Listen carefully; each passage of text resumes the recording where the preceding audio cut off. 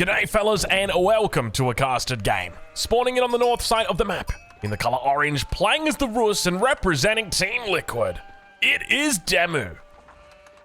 And on the south of the map in the colour pink, playing as the Mongols, we've got Kiljadi. Ladies and gentlemen, welcome once again to Dry Arabia. We're on the ranked ladder, watching these two players, these two incredibly good players. You know, when I think about my top 5 Demu, definitely in my top 5. As you guys will know, there's a few people in my top 5, a few more than 5.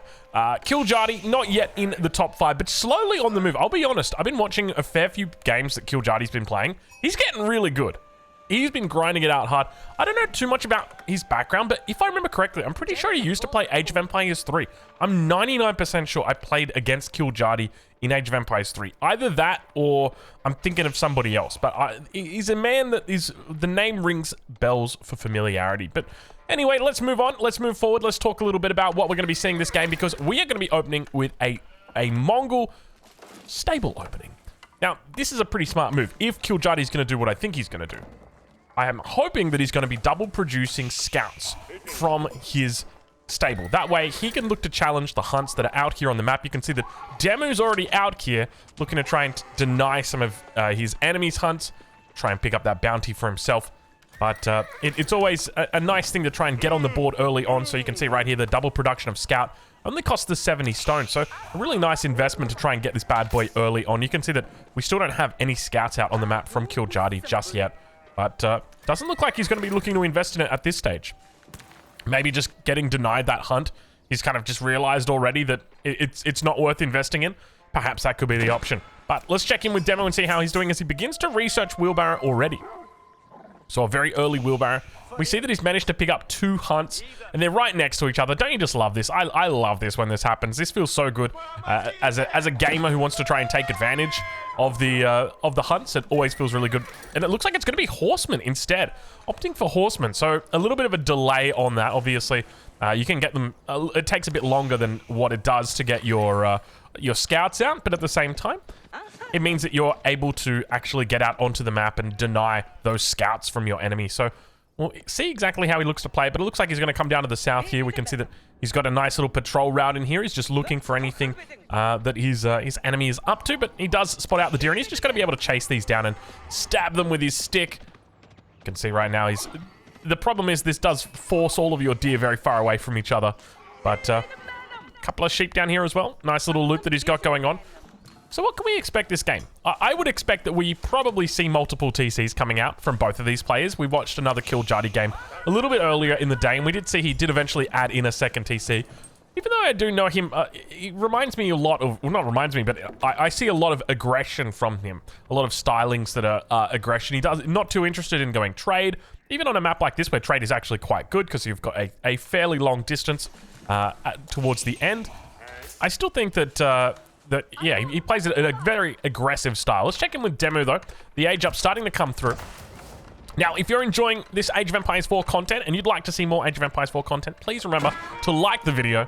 That is if you like it. If you don't, feel free to dislike it as well.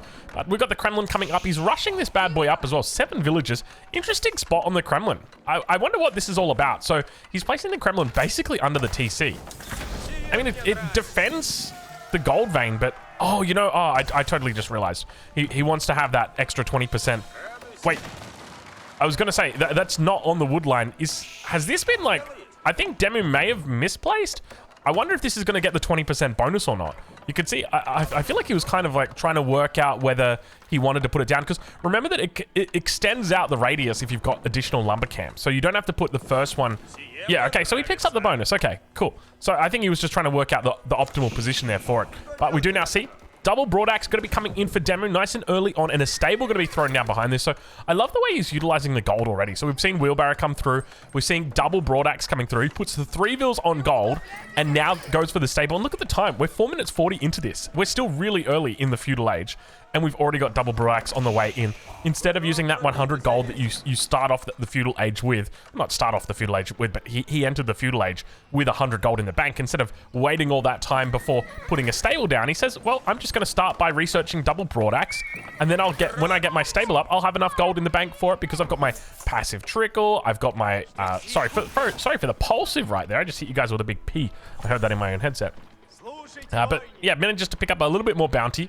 So I don't know exactly what bounty number he's at the moment, but we know he managed to secure 1, 2, 3 hunts. So I would be guessing at the very least he's 250 plus, just because you've got other things that are in play as well. Most notably wolves. They are a big factor at this stage of the game. But looks like it's going to be a second TC coming through from Demu. Kiljadi now aging up to the feudal age as well, and we see that he's going with the deer stones and a lot of villagers here on wood, and it looks like it might be a 2 TC opening for him. So straying away from that aggression that we have typically seen from him. He's been very aggressive in the feudal age. Rarely going to the castle age. Rarely, well, not rarely, but delaying that castle age quite a bit. And normally even delaying that second TC for quite a bit. But manages to hold on with the Khan. Khan not going to go down. Not today. Or at least not for the moment. Double broadaxe now coming through for Kiljadi as well. Is that the sign that surely that's not a third TC? I mean, I tell you what, if there's ever a matchup where you could think about going for a third TC, maybe this is it as the Mongols. I mean, you got to be careful of the knights. That's always a consideration, but one of the things I love about the Mongols is you can just put the TC down on the wood line. You don't have to move it out. And if you want to put, you know, say as an example, you need food, you can take the TC, go put it out there and give yourself a little bit of coverage. Obviously, you lose a villager by doing it because you're not going to have production for that time, but it's still something that's really helpful. First of the knights are out now. You see them on the way through. Deerstone's moving into the front of the base, providing a little bit of line of sight. Gives a little bit more bonus on that YAM network when those units decide to enter it. And so now the second town center almost complete here. Over on the other side of the map, I suspect Demu, indeed, is now placing his TC down. And what a banger of a spot. You got to love this spot. In between 2 hunts. You cannot ask for a better position here as the Rus. I mean, maybe you could throw a boar in. I think we've seen that before, like the boar plus 2 hunts on the same TC. It gets kind of wild. It gets pretty wild up there. Where are the boars? Speaking of boars, got one boar out over here on the east side, which is probably going to be getting taken out very, very soon, I suspect. Demu going to be leashing it with his scouts and then hitting it up with the knights. Up towards the north, there is the second one as well. So I suspect he's probably going to be closing in on that bounty of 500.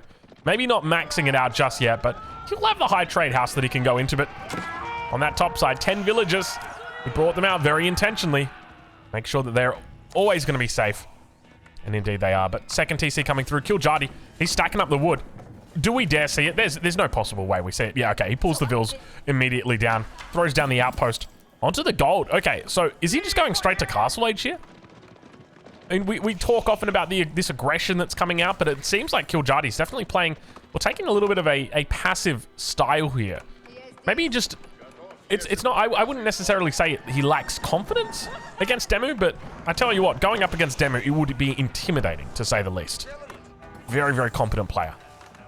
And now behind this, the outpost comes up. Look at the amount of vills here. 9 villagers on gold for Kiljadi. Huge amount of vills. Not a lot of food back here, though. Only just a handful of sheep that are remaining. So he might have to think about a pasture or 2. There they come down. There's 3 of them.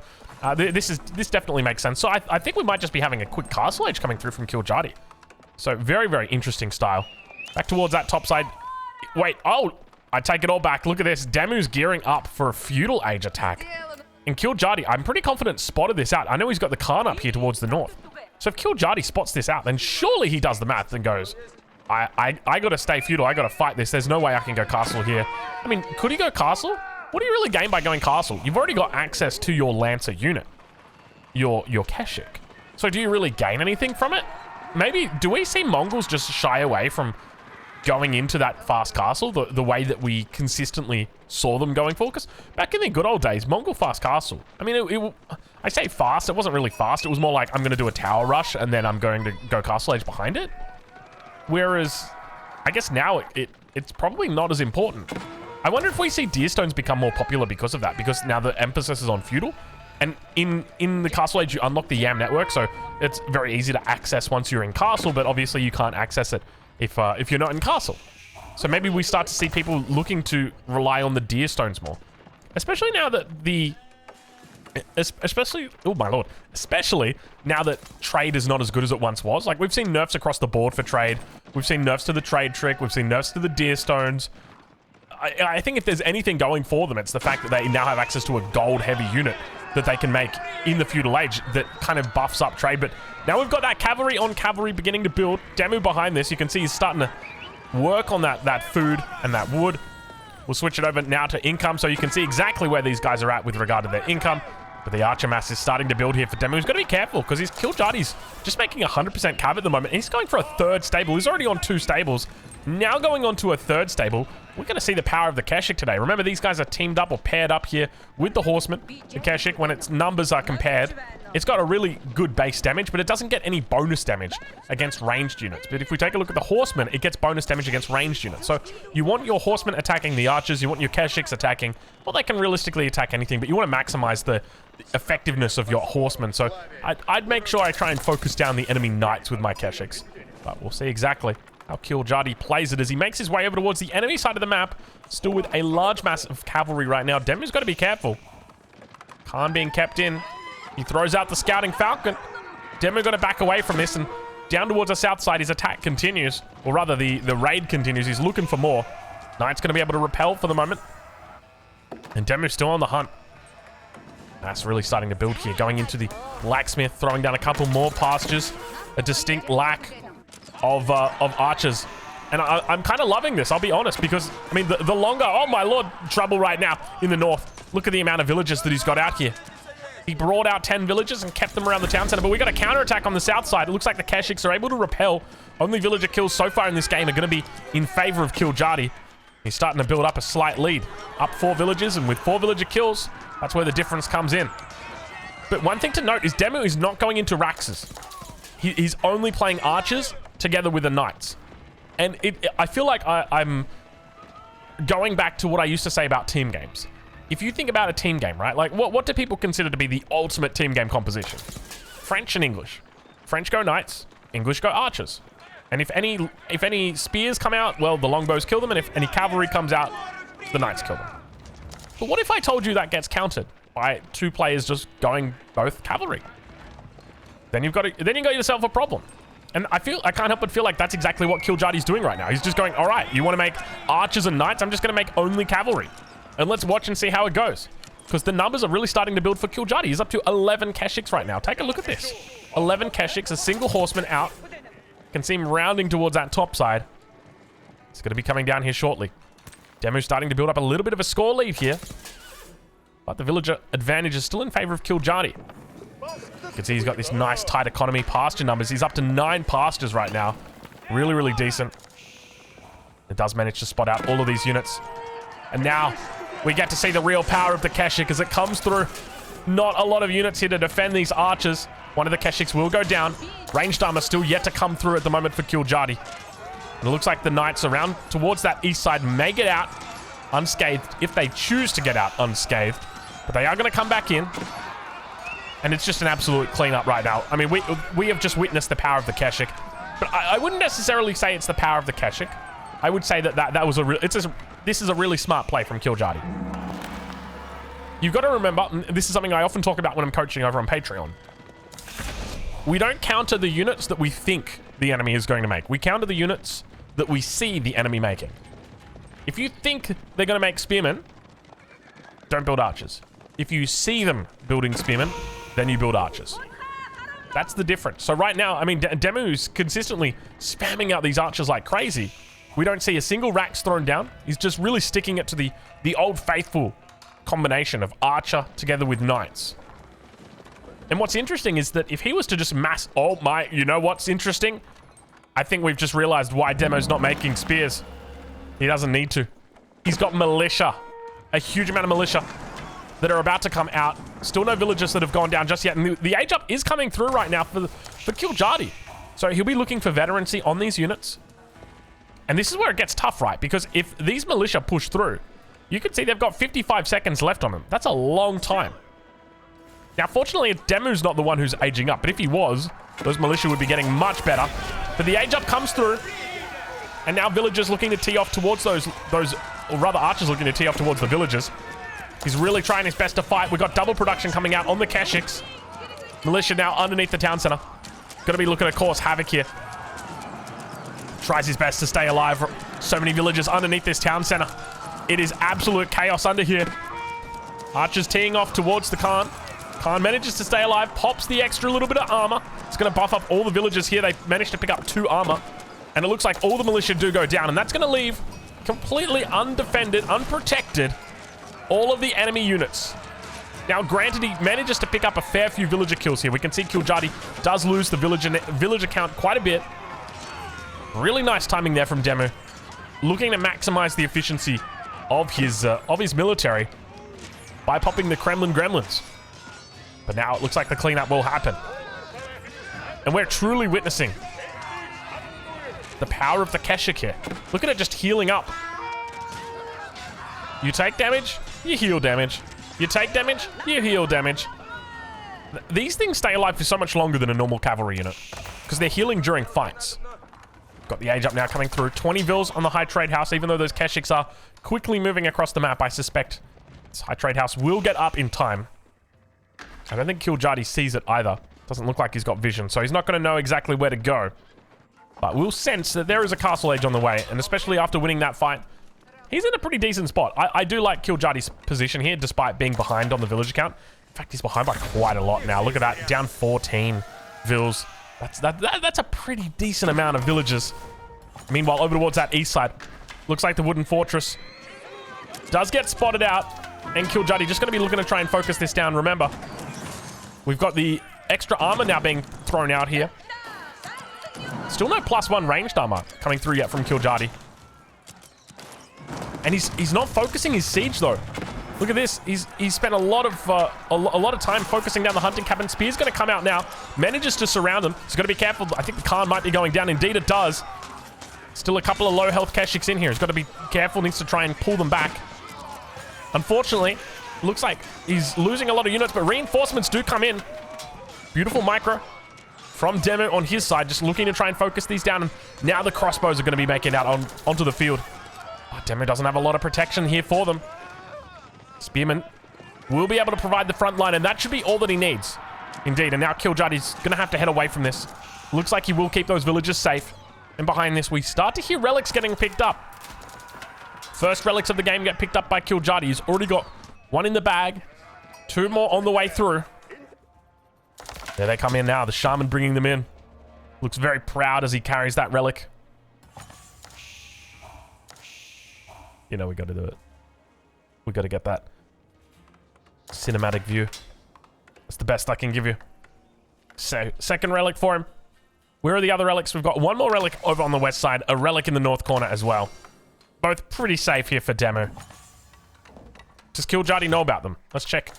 Yeah, he knows about them. He knows about them both. Alright, so for the moment, prayer tent comes up. He's bold, this guy. He is absolutely bold. He says, I'm confident I'm going to get these. I'm not even going to bother. And we can see him moving units over towards this west side just to try and make sure that this relic does stay in his possession. Or at least not does stay in his possession, but that he gains possession of this relic. Still only the 2 TCs for both of these players. So any improvements on economy is going to come from elsewhere. And we can see Wheelbarrow now coming through from Kiljadi. Bit of a late Wheelbarrow, 18 minutes. But he will manage to find villagers on the stone. Demo going to be looking to throw down a keep here. He's got a couple of good spots. I'd probably be looking for this gold vein. Grabs the sacred site, denies it from your enemy, and secures the gold vein. New Khan rises. Big attacks coming through. Looking to try and even up that villager count. Managing to take out a fair few villagers there, but fortunately the wooden fortress has got plenty of health on it, as we saw earlier in the game. That thing survives a long time. Relic? Did it get picked up? Yes, it did. It got picked up. It got snagged away.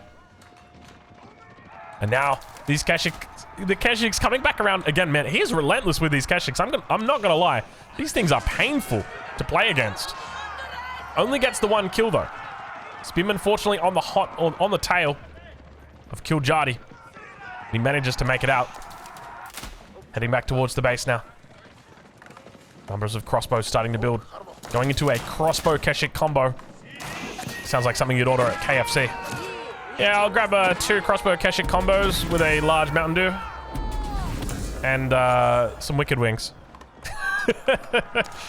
I think that was pretty good.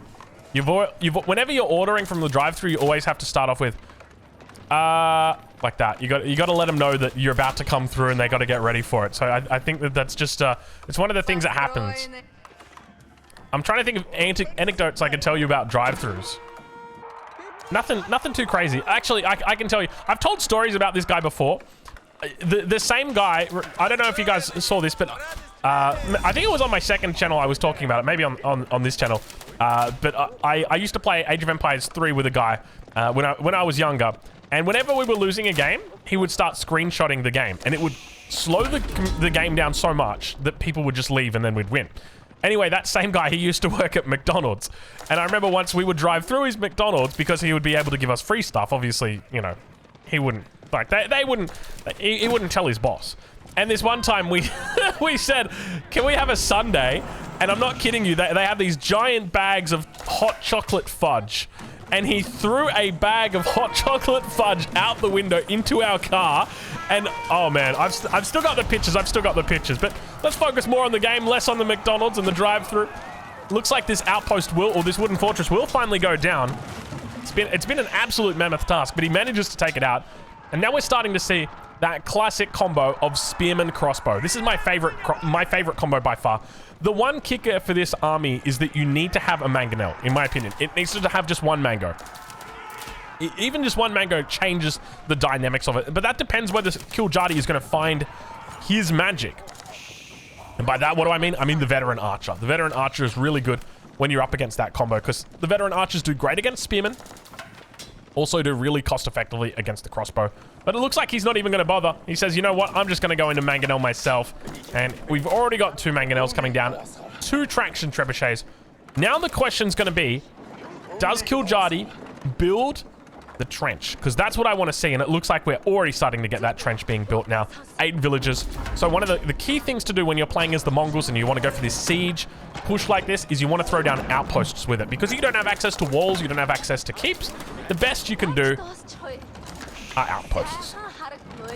So trebuchets unpacking, unfolding. They're large rocks towards the enemy. I say large, but they're kind of mediocre rocks. The traction trebuchets. They're much smaller. If you got hit with a traction trebuchet rock, you'd be lucky if it knocked your helmet off. It's the equivalent of, it's like a small, what's that thing that Bart Simpson's got? The slingshot. It's like a small slingshot, really. It looks fearsome. It's not. I do like the design of the traction treb, though. I love the way that it sits down like this. It's got the big crossbar out. Speaking of crossbar, battering ram now. Not that he's got a crossbar, but he's definitely looking across the map and take him out. Let's check back in over on that north side and look at the mass that's building here for Demu.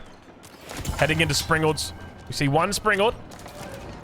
A lot of spears, a lot of crossbows, and he's stacking up resources. Is he going Imperial Age here? Imperial Age could definitely work. The problem is, if he goes to Imp, he needs to get roller shuttered. You're against way too, I think you just got to give this up and go Imp. The problem is, oh, you're fighting right now, you're playing with fire.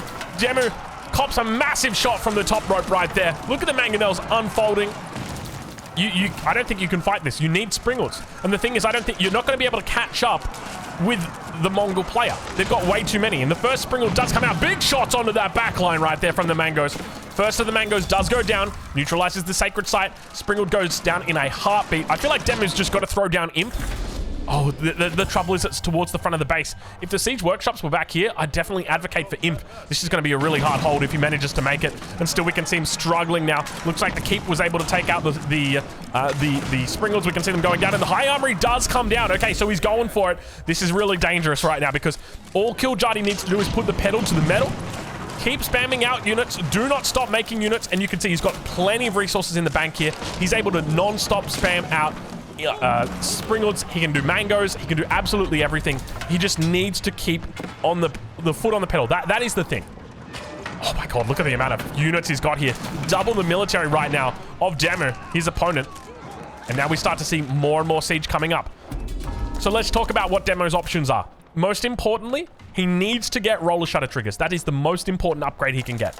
Other than that, he doesn't really need anything. You've got like banded arms in here, but when you're fighting up against castle age units, it's really not that important to get banded arms. It's an expensive upgrade and it only gives you very small amount of advantage. Roller shutter triggers is by far the better option. But one thing to note is that by going into the high armory, it does reduce the cost of his siege. So he can be paying for mangoes, be paying for springles a lot more effectively than what his opponent is doing. So let's look to see exactly what he does. I would expect he probably throws down a third or even a fourth siege workshop with this. Just note they are quite expensive. You're talking about 300 wood, so maybe just a third siege workshop for now, but he should be spamming out siege non-stop at this point in time, just preparing, because this is definitely a case of, you know, of needing to maximize that siege bonus. And speaking of siege right now, look at this. Kiljardi up to 192 population against Demu, who's on 144. This is going to be a bit of a struggle right now for Demu. He's going to try his best to hold on. You can see he got the springles out, but remember, these guys don't have roller shutter triggers in there just yet, so he is throwing them away. Needs to fall back, needs to just get back. Honestly, you just throw the keep down right here. You need to pull all villagers to put it down, though, because if Kiljardi looks to push this, it's going to be really tough. And now Demu looking for those upgrades. Greased axles coming through. Roller shutter triggers coming in. Banded arms coming in as well. And we see he's throwing down 2 more siege workshops. So a lot of wood thrown out here. But the mangoes get some good shots off, managing to hit a lot of those crossbows. Still the front line is holding, and Demu is losing out units fast. This could be a good game right now. He didn't opt for the keep. Had he gone for a keep, it would have been a slow and steady death, but it still would have been, you know, something to hold him or something to keep him up. Now more horsemen going to be coming out here for him. 4 siege workshops now for Demu. He's in trouble. He is really in trouble right now. How is he going to possibly hold this? What has he got in queue? Let's take a look and see. Just a bunch of Springles. Springles in queue. Oh, they got the militia. Oh, he's called all the militia. 28 militia now coming out to defend. I feel like everybody forgot about the militia until he pressed the button. They didn't care who I was till I took off the mask. Indeed, militia, you've taken off the mask. The Springlets come out. They've got their roller shutter triggers in. They've got their banded arms in. They've got 2.5 more range advantage over the enemy. Somehow, someway, Demu looks to save the day. Look at the amount of units he's managed to take out from Kiljardi's army. He's grown him, put him down towards absolute nothing on this front line. Everything that's coming back behind this is just reinforcements. You can see that one of the siege workshops does go down, but he's still got more siege in queue at the moment. 2 more Springles, another mango, plenty of resources in the bank. I think he's going to be absolutely fine. And now Strelts, he's making it out. What a hold from Demu. You are now seeing the power of the Kremlin. This is why the Kremlin is S tier. What an incredible defense. It looked certain Demu was dead. And now, from Imperial Age, with maximum range, I say maximum range, if there's any civ that can outrange these, it's actually the Mongols. 12.5 range, Springalds, Kiljardi has got an absolute mountain to climb up against an enemy that is incredibly potent. How do you even hold against this? I feel like the only way Kiljardi can even play this right now is he needs to get Imperial for roller shutter triggers. This technology, this single technology, changes the flow of the battle so quickly. And is Kiljardi just dead at this point? I mean, he's throwing down you're throwing down battering rams, but for what?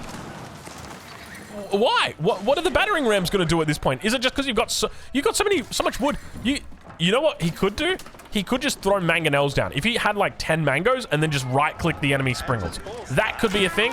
But, I mean, at this point, Demu's just putting on the pressure. I feel like this is just a good game. Spearman number's starting to rise now. He's got the elite upgrades as well. You can't fight against this. It's way too efficient of an army. The Streltsy in the back now coming through. All sacred sites have been taken, and good game gets called. Kiljardi taps out, and Demu is victorious. Fellas, make sure you check out Demu. I'll leave a link in the description. And if you've enjoyed this content, make sure you leave a like on the video. Other than that, we'll catch you in the next one. Thank you so much for watching.